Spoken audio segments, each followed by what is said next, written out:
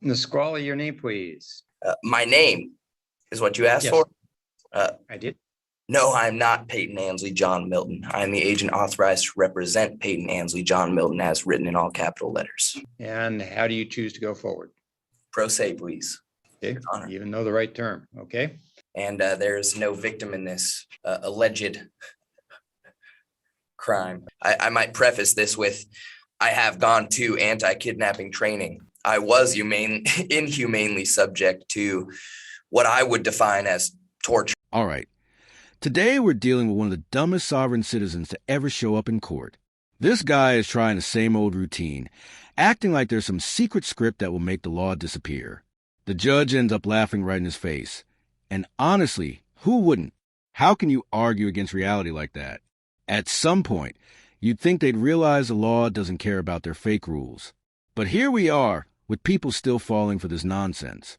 Honestly, it makes me wonder how we've ended up with so many clueless people running around. Tell me in the comments what you think this guy's IQ is. I guess it's somewhere close to freezing. Let's roll the clip. And as to Mr. Milton, is there a competency concern, or is this I am not represented by anybody besides myself in my sovereign capacity. Appreciate you. Thank you, Your Honor. I did have an opportunity to speak to him. I read him the reports. Who is him? Don't interrupt. I'm letting I read him. You just sit quietly. Thank you. I read him the report so that he will understand the charges against him. He didn't wish to hear anything more about his rights, and he does not wish to be represented. Thank you.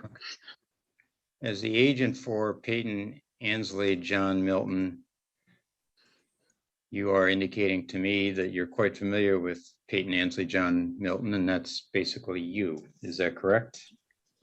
I am the agent authorized to represent Peyton Ansley John Milton as written in all capital letters. All right. And you understand, for my purposes, that language doesn't make any sense. So no, I do not. I understand. Okay. Well, I'm telling you that. And so I am, until you disabuse me of the motion or the notion, I am inclined to believe that you are both the agent and the person. So, and it's I'm not a person. I am one of the people. Thank you. Okay. Thank you. All right. So for the record, that's my finding.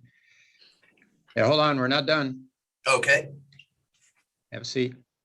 You got it. And thank you. Mr. Sharp, let me swear you in.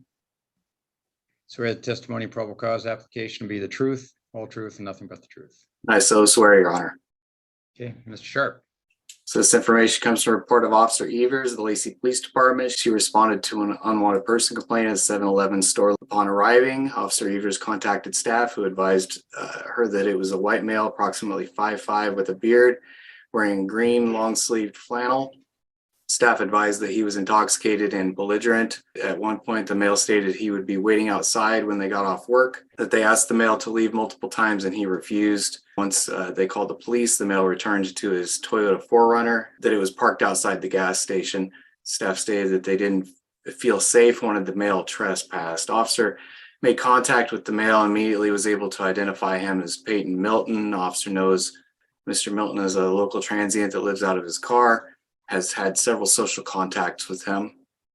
Officer Evers asked Mr. Milton if he was just inside the store. He stated that he was. He stated, when this sovereign citizen got arrested, he didn't deny it. He didn't say they had the wrong guy.